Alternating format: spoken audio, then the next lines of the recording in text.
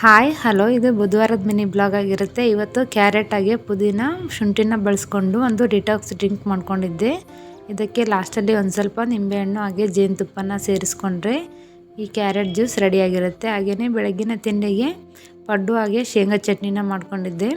ಬೆಳಗಿನ ತಿಂಡಿ ಎಲ್ಲ ಮುಗಿಸ್ಕೊಂಡು ಮಧ್ಯಾಹ್ನ ಊಟಕ್ಕೆ ಇವತ್ತು ಸ್ಪೆಷಲ್ ಆಗಿ ಹೈದರಾಬಾದಿ ಬಿರಿಯಾನಿ ಹಾಗೆ ಮಟನ್ ಸಾಂಬಾರ್ ಮುದ್ದೆನೂ ಕೂಡ ಮಾಡ್ಕೊಂಡಿದ್ದೆ. ಇದರ ಕಂಪ್ಲೀಟ್ ರೆಸಿಪಿನ ಈ ವಿಡಿಯೋ ಕೆಳಗಡೆ ಮೆನ್ಷನ್ ಮಾಡಿದ್ದೀನಿ. ಟೈಮ್ ಇದ್ದರೆ ಒಂದ್ಸರಿ ಚೆಕ್ ಮಾಡಿ ನೋಡಿ. ಈ ಹೈದರಾಬಾದಿ ಬಿರಿಯಾನಿ ಅಂತೂ ತುಂಬಾ ರುಚಿಯಾಗಿ ಬಂದಿತ್ತು. ಹಾಗೆಯೇ ಮಾಡ್ಕೊಳ್ಳೋದು ಕೂಡ ತುಂಬಾ ಸುಲಭ. ಇದೇ ಪ್ರೊಸೆಸ್ನ ಫಾಲೋ ಮಾಡಿ ಚಿಕನ್ ಬಿರಿಯಾನಿನೂ ಕೂಡ ಮಾಡ್ಕೊಳ್ಬೋದು. ಆದರೆ ಮಟನ್ ಬಿರಿಯಾನಿ ಮಾಡ್ಕೊಳ್ಳೋದಕ್ಕೆ ಸಪ್ರೇಟಾಗಿ ಮಟನ್ನ ಬೇಯಿಸ್ಕೋಬೇಕಾಗುತ್ತೆ. ಚಿಕನ್ ಬಿರಿಯಾನಿ ಮಾಡ್ಕೊಳ್ಳೋದಾದರೆ ಹಾಗೆಯೇ ಡೈರೆಕ್ಟಾಗಿ ಮಾಡ್ಕೋಬೋದು. ನೀವೇ ನೋಡ್ತಾ ಇರ್ಬೋದು ಎಷ್ಟೊಂದು ಕಲರ್ಫುಲ್ಲಾಗಿ ಕಾಣಿಸ್ತಾ ಇದೆ ಅಂತ. ಹಾಗೆಯೇ ತುಂಬಾ ರುಚಿಯಾಗಿ ಬಂದಿತ್ತು. ಇವತ್ತಿನ ವಿಡಿಯೋ ನಿಮಗೆ ಇಷ್ಟವಾದಲ್ಲಿ ಪ್ಲೀಸ್ ಒಂದು ಲೈಕ್ ಮಾಡಿ, ಶೇರ್ ಮಾಡಿ. Thank you.